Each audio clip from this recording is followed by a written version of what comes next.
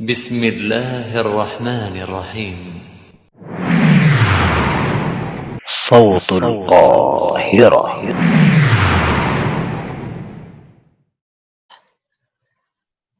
Bismillah, Alhamdulillah, Assalatu wassalamu ala rasulillah, Nabiyina Muhammadin, wa ala alihi wa ashabihi wa man tabi'ahum bi ihsanin ila yaumiddin. Asyhadu an la ilaha illallah wahdahu la syarikalah, wa asyhadu anna Muhammadan abduhu wa rasuluhu la nabiyya ba'da. Selamat datang di podcast Suara Kairo bersama saya Arif Rahman Hidayat dari Kairo Bersuara. Telah hadir bersama kami alhamdulillah guru kita semua, Al-Ustadz Abu Qatadah. Baik, kaifa Ustaz? Alhamdulillah, khair. Sama antum semua. Alhamdulillah.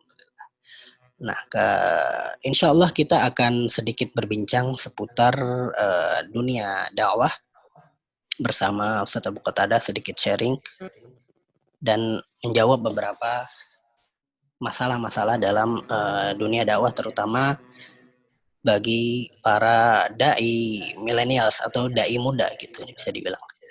Ya, terkait dengan ma'had juga Ustadz, ma'had yang sudah berdiri cukup lama, kemudian memiliki alumni-alumni yang sudah tersebar di berbagai daerah, yang mungkin sebagiannya sudah mulai terjun ke dunia dakwah. Nah, di sini Ana berusaha untuk mewakili, terutama ini juga masukan untuk Ana pribadi yang masih menjadi talib, ya, agar bisa selamat dan menjadi dai yang rabbani. Baik Ustaz, ini pertanyaan, langsung masuk ke pertanyaan Ustaz ya. Pertanyaan pertama, bekal terpenting sebelum terjun ke dunia dakwah setelah ilmu? Jadi setelah kita memiliki ilmu, apa bekal selanjutnya yang harus kita persiapkan? Bismillah. Alhamdulillah. Hamdan katsiran thayyiban mubarakan fi kama yuhibbu rabbuna wa yardah. Asyhadu an la ilaha illallah wahdahu la syarikalah wa asyhadu anna Muhammadan abduhu wa rasuluhu. Wassalatu wassalamu ala Rasulillah wa ala alihi wa ashabihi wa man tabi'ahum bi ihsanin ila yaumiddin, amma ba'du. Senang sekali pada malam hari ini kita bisa berjumpa lewat tentunya ya Masya Allah lewat media, dan ini salah satu perkara yang harus kita syukuri ya, yaitu antara saya alhamdulillah dengan ya para pejuang generasi yang akan datang, yaitu Syababul Yaum Rijadul God ya, para pemuda hari ini. Itu tentunya antum akan menjadi para pemimpin di masa yang akan datang ya, dengan berbagai level pemimpin insya Allah. Mudah-mudahan juga mungkin alumni Mesir nanti akan yang ada jadi presiden. Ada yang jadi gubernur, ada yang jadi bupati, atau mungkin jadi seorang camat, atau juga mungkin nanti jadi pemimpin-pemimpin di banyak lembaga-lembaga pendidikan ya, dan lembaga-lembaga dakwah. Ini satu motivasi yang mungkin saya ingin sampaikan buat antum-antum semua para syabab ya, khususnya mungkin dari berbagai alumni pesantren di seluruh Indonesia, dan tentunya antum juga di berbagai jurusan ya di Mesir itu ya, berbagai jurusan.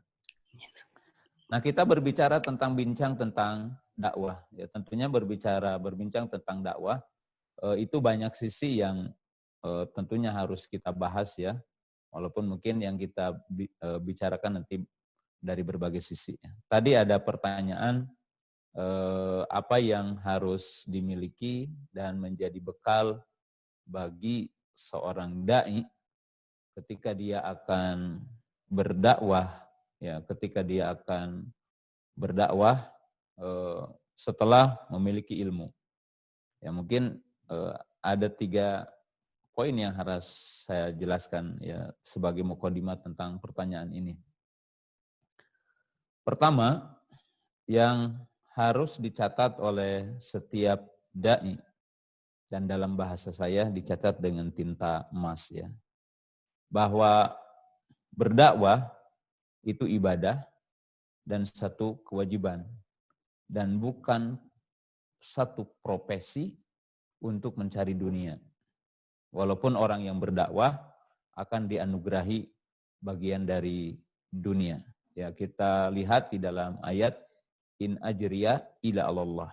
Jadi jangan terbetik sedikit pun dalam benak antum bahwa antum keluar dari Mesir atau mungkin dari perguruan tinggi manapun ya, mungkin dari Madinah Munawwarah, dari Jamiah Islamiyah atau dari Ummul Qura atau dari Al-Azhar ataupun yang lainnya, maka terbenak bahwa nanti pulang akan menjadi seorang dai dan itu profesi untuk mencari uang ya. Dakwah itu intinya adalah kita adalah untuk menyampaikan argumentasi hujah, yaitu hujah Allah, yaitu Al-Quran dan Sunnah, dan itu sesuatu yang harus kita catat terlebih dahulu. Nah, yang kedua yang berkaitan dengan pertanyaan tadi, bekal apa yang harus dipersiapkan setelah ilmu? Nah, sebenarnya mungkin sedikit kurang boleh juga saya untuk mengomentari pertanyaan ini gitu ya. Sebenarnya yang dimaksud dengan ilmu dalam dakwah yang dinamakan basirah fi dakwah, qul hadhihi sabili ad'u ilallahi. Ya. Itu kan jelas ya bahwa ala basirah, yaitu berdasarkan basirah. Dan ilmu dalam berdakwah itu mencakup 3 poin. Jadi mungkin kalau tadi antum bertanya, ilmu yang dimaksud ilmu materi yang akan disampaikan. Dan ilmu dalam berdakwah itu harus mencakup 3. Ya, sebagaimana dijelaskan oleh para ulama. Al-ilmu bima yad'u, al-ilmu bihali mad'u, al-ilmu bi asalib wa turuki dakwah. Bahwa ilmu yang wajib dimiliki oleh setiap dai ketika dia akan berdakwah itu mencakup 3 poin. Ilmu apa yang akan didakwahkan. Ini berarti berkaitan dengan konten yang akan disampaikan, yaitu berupa ma'rifatul kitab wa sunnah wa aqwalis salafil ummah wa dawabiti asy-syariah.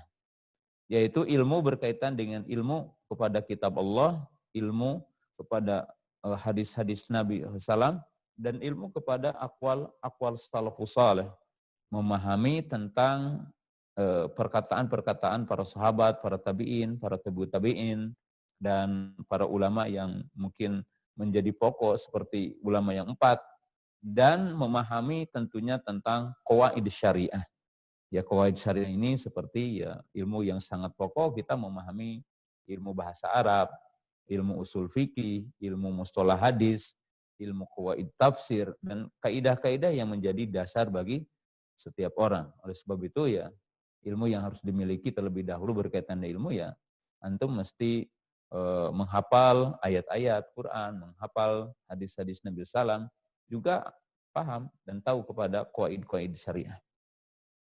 Nah, sedangkan yang kedua, yang dimaksud dengan ilmu adalah ilmu bihalil mad'u, yaitu pengetahuan seseorang kepada kondisi yang akan didakwahi, yaitu yang dinamakan dengan istilah fiqhul waqi, yaitu memahami waqi, kondisi yang akan didakwahinya. Nah, kondisi yang akan didakwahi ini tentunya mencakup beberapa sisi. Ya, sisi yang pertama dari sisi kondisi pemahaman keagamaan orang-orang yang kita akan dakwahi. Ya, karena tentunya kita berdakwah, kalau tadi ditanya apa dulu, akan apa dulu gitu kan. Nah, itu tentunya jawabannya ketika seorang dai, ketika antum tahu siapa yang kita akan dakwahinya, gitu kan.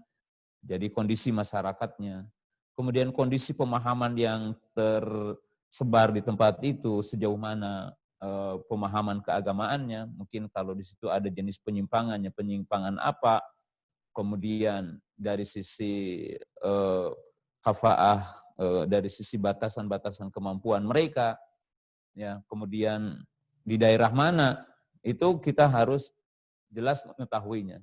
Yang dinamakan fiqhul waqi. Karena ad-da'i kat-tabib. Da'i itu adalah bagaikan seorang dokter, di mana seorang dokter dia akan memberikan obat yang tepat ketika dia melakukan al-fahsh, yaitu melakukan penelitian terlebih dahulu, melakukan diagnosa terlebih dahulu kepada pasiennya. Maka demikian juga dai. Karena tentunya nanti dakwah ini dengan lemah lembut, kemudian dakwah ini mungkin terkadang dengan syiddah, itu tergantung kondisi-kondisi orang-orang yang kita dakwahinya, tempat yang kita akan dakwahinya. Jadi di sini yang dinamakan al-ilmu bihalil mad'u. Dan ini adalah juga pemahaman yang harus dalam kepada fiqhul waqi, ya. Jadi antum juga tidak boleh alergi dengan istilah fiqhul waqi, ya. Yang salah itu menempatkan tentang hakikat fiqhul waqi, ya, yang mungkin itu dengan istilah orang-orang hizbiyah. Sedangkan poin yang ketiga yang dimaksud dengan ilmu adalah ilmu bi asalib wa turuq dakwah, yaitu ilmu terhadap metode dan wasilah-wasilah untuk berdakwah kita kepada Allah Subhanahu wa taala. Nah, dari metode ini, tentunya ada metode yang mungkin itu sebagai penjelasan secara global di dalam Al-Qur'an, seperti Al-Qur'an mungkin menggambarkan dengan beberapa tahap yang dinamakan usul berdakwah, yaitu yang dinamakan ud'u ila sabili rabbika bil hikmah, gitu kan. Kemudian wal mau'idotil hasanah, itu tahapan yang kedua. Wajadilhum billati hiya ahsan. Ya, kemudian yang keempatnya adalah bil quwwah, yakni bisayfi wasinan, walaupun tidak dicantumkan sekaligus dalam ayat itu. Jadi berdakwah ini uslub yang disebutkan di dalam Al-Qur'an pertama dengan hikmah. Ya. Ya, digambarkan di situ kalau kondisi orang itu condong kepada kebenaran, kemudian menyenangi hak, tapi dia mungkin salah gitu kan, maka diseru dengan hikmah. Ya. Sedangkan yang kedua, orang yang mungkin agak sedikit condong kepada maksiat, ya banyak melakukan maksiat, maka harus diberikan mau'idhah yang dinamakan, ya dibawakan ayat-ayat tentang tentang ukubah, ayat-ayat tentang ancaman. Jika seseorang atau satu kaum mereka udah punya argumentasi dan mereka memiliki hujah atau istilahnya adalah syubhat, maka berarti kita berdialog dengan cara yang baik. Nah, kalau satu kaum ini memiliki kekuatan mungkin, ya, dan itu tidak mesti dilakukan oleh kita. Tapi ini tahapannya. Ya, penyimpangan yang mereka memiliki senjata, maka berarti di sini amar ma'rufnya oleh amir, yaitu diperangi, gitu ya. Jadi ini adalah contoh uslub, ya, uslub di dalam berdakwah. Uslub dalam berdakwah. Kemudian orang memiliki hikmah dan seterusnya. Jadi ilmu itu mencakup 3, ya. Jadi ilmu kepada apa yang didakwahkan, kemudian ilmu tentang kondisi orang ataupun masyarakat yang kita akan dakwahi, kemudian yang ketiga adalah ilmu kepada uslub, yaitu metode, kemudian ilmu wasail. Nah, saya ingin menjelaskan kepada tentunya di sini para pejuang yang di masa yang akan datang, bahwa kalau kita berbicara tanya tadi setelah ilmu apa yang harus dimiliki. Nah, yang jelas saya mungkin mudah-mudahan antum semua terbuka, dan apa yang saya sampaikan ini bukan menganggap bahwa antum tidak punya, tetapi berdasarkan pengalaman yang saya tahu gitu ya. Yaitu bahwa biasanya semua ya para ustadz gitu yang itu mungkin dari berbagai perguruan tinggi yang ada itu sangat minim sekali kepada ilmu lain dari bekal dakwah ini. Jadi dalam arti kan kalau sekarang Arif antum gitu kan, kalau sama saya Arif coba antum ngisi ya nanti ketika antum ke Tasik gitu.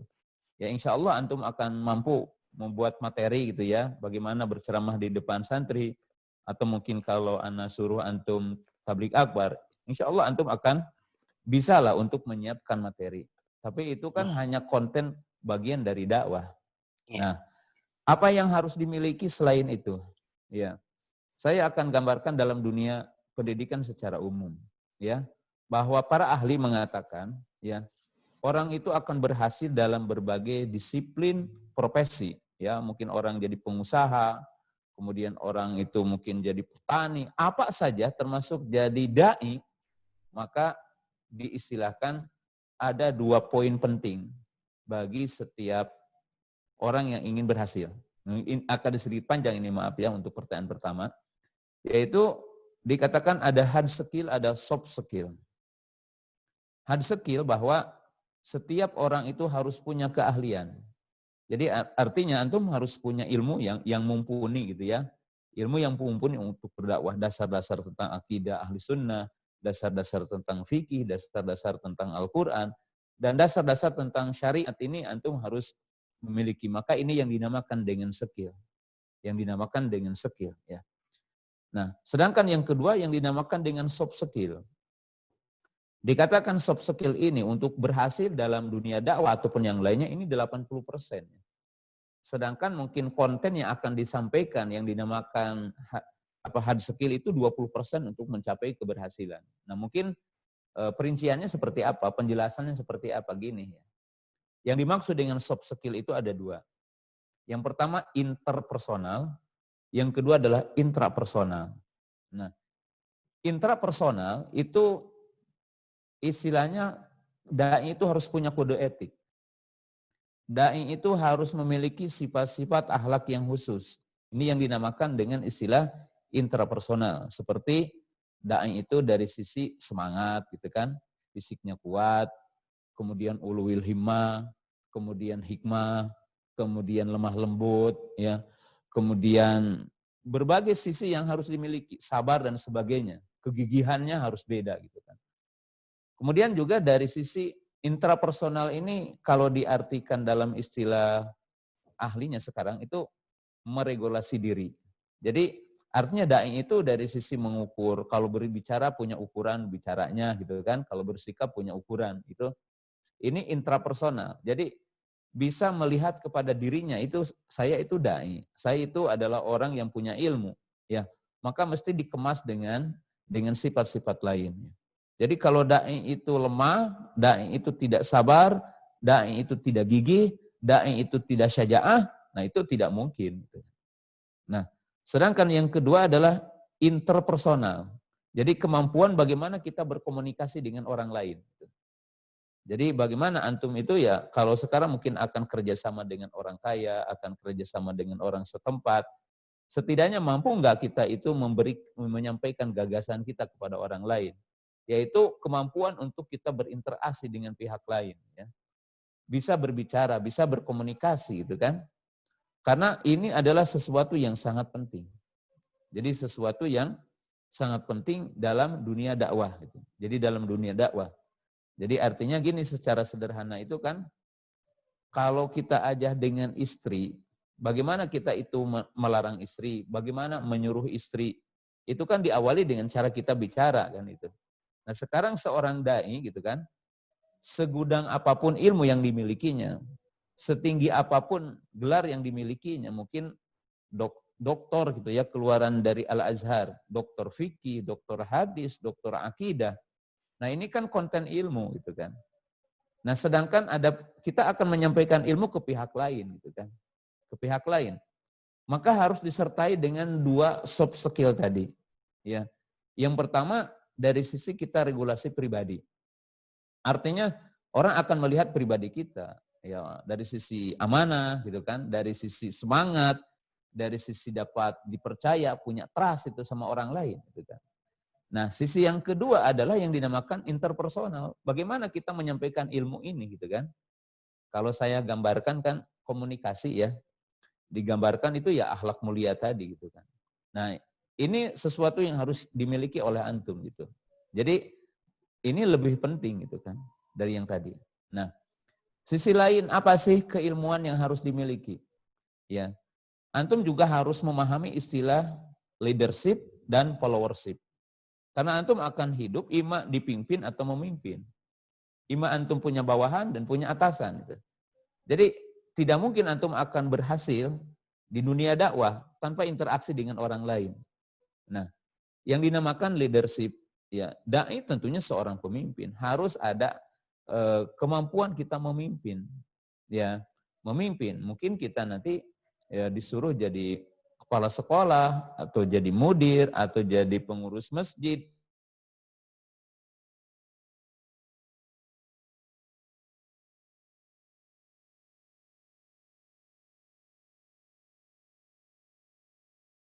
Memimpinnya, sikap memimpinnya. ya bagaimana cara, ya kan di situ diceritakan uhusyira li Sulaiman junuduhu minal jinni wal insi wat thairi fahum yuzaun. Ya, bagaimana Nabi Sulaiman itu ya memanage seluruh pasukannya dari bangsa jin dengan kabilah-kabilah yang berbeda, dari tentunya manusia, kemudian dari bangsa burung. Ya, di situ kita lihat bagaimana bisa memanage-nya. Nah, jadi di sini sesuatu yang harus dipahami. Kemudian followership itu biasanya kan kita juga harus terbiasa dipimpin orang, gitu kan. Bagaimana kalau kita itu disuruh orang? Kalau bagaimana kita itu bisa dipimpin orang? Jadi kalau antum jadi bawahan, bisa enggak mengajukan satu ide kepada atasan antum dengan cara yang baik gitu. Jadi ini tidak sederhana. Kalau antum akan dai, ini harus dimiliki gitu ya. Kalau mungkin tidak didapatkan di Al-Azhar secara langsung, ya berarti harus lihat mungkin dari komunikasi, mungkin hari ini lewat internet dan sebagainya. Ini sesuatu yang mungkin diperlukan. Terus apalagi, ini catat ya, ilmu-ilmu yang sangat penting. Sisi lain bahwa tidak diragukan hari ini bahwa antum tadi udah menamakan ya antum itu anak milenial gitu. Artinya dai milenial. Maka berarti harus multimedia. Dalam arti punya kemampuan untuk menggunakan semua media yang ada. Kemampuan ya. Jadi diistilahkannya itu kan multimedia, multiplatform, multitasking, kan gitu kan. Dalam arti semua apa yang menjadi wasilah dakwah yang datnya halal, kita menggunakan televisi, menggunakan radio, kemudian menggunakan semua gadget gitu kan. Semua yang ada di apa sekarang Android gitu ya, kalau kita punya HP gitu kan. Maka antum tidak bisa untuk lepas diri gitu kan. Karena kita dituntut dengan kemajuan zaman ini ya. Saya gitu kan, mungkin antum tahu saya keluar dari negeri Yaman, itu belajar di bawah pohon dengan suara bomba yang beb gitu ya. Saya keluar ke Indonesia dan memimpin pesantren, itu dituntut untuk tahu sedikit tentang banyak. Jadi tahu sedikit tentang banyak. Semua keilmuan harus diketahuinya ya. Tadi umpamanya kan dengan salah satu contoh bahwa dai dengan multitasking. Gimana sih multitasking gitu kan? Ketika antum sekarang umpamanya ya, ketika antum mungkin baca sekarang buka laptop gitu kan. Buka laptop bisa mungkin program Maktabah Samilah dibuka, Maktabah ini dibuka gitu kan. Kemudian juga sambil nulis bisa mendengarkan syekh itu di YouTube gitu kan. Ya, artinya dengan kita menulis, kemudian kita membaca, kemudian kita mendengar telinga kita dan berfungsi di sini ya, berfungsi. Maka mungkin antum belum kenal ya, ada pendidikan SAPI gitu kan. SAPI itu somatik ya, yaitu yang berkaitan dengan fisik ya. Kemudian ya auditorial, kemudian visual, kemudian intelektual. Jadi sekarang pendidikan antum mungkin datang nanti dari Kairo, dari Al-Azhar, akan ngajar di Yausunnah, itu mungkin tidak bisa langsung ngajar nanti. Harus tahu apa itu PBL, harus tahu apa itu SAPI gitu. Bagaimana mengajar itu dengan abad hari ini. Maka saya ingin menyampaikan pesan terakhir di sini. Anda jangan bercerita tentang kesuksesan orang zaman dulu. Tapi berpikirlah Anda hari ini, anak milenial, untuk sukses di masa yang akan datang. Karena tentunya ketika antum melihat saya sukses di zaman dulu, itu tidak mungkin dengan cara saya lagi antum untuk sukses di masa yang akan datang. Karena tantangan antum itu akan lebih besar dari tantangan saya hari ini. Nah, itu seputar itu ya, minimal sesuatu yang harus disiapkan oleh setiap orang yang akan berdakwah. Gitu. Baik, Ustaz. Masya Allah. Meluas sekali jawabannya, alhamdulillah. Ya, jadi tadi terkait dengan ilmu, ya keilmuan itu tadi kan ada 3 ya, ilmu tentang konten, kemudian ilmu tentang bagaimana keadaan orang yang akan didakwahi, kemudian ilmu bagaimana cara metodologi cara menyampaikannya, gitu. Kemudian kemudian tadi juga dai itu harus punya hard skill, soft skill, ilmu komunikasi, ilmu bagaimana bisa saling berhubungan dengan jenis-jenis orang, ilmu memimpin dan dipimpin, dan yang poin terakhir tadi ya mungkin ilmu bagaimana bisa adaptasi dengan kemajuan gitu ya. Karena ya sekarang kemajuan banyak bentuknya, dan selama itu berarti selama itu baik dan selama itu di jalan yang halal, kita harus bisa memanfaatkannya saja. Iya. Kemudian ini setelah membicarakan bekal, nah kita juga ingin tahu tentang fitnah-fitnah atau hal-hal yang harus dihindari ketika berdakwah gitu. Al-mahdhurat fi dakwah gitu. Ya, fitnah dakwah ini sangat banyak ya, kompleks ya. Dan mungkin setiap orang akan terkena fitnah yang berbeda-beda gitu.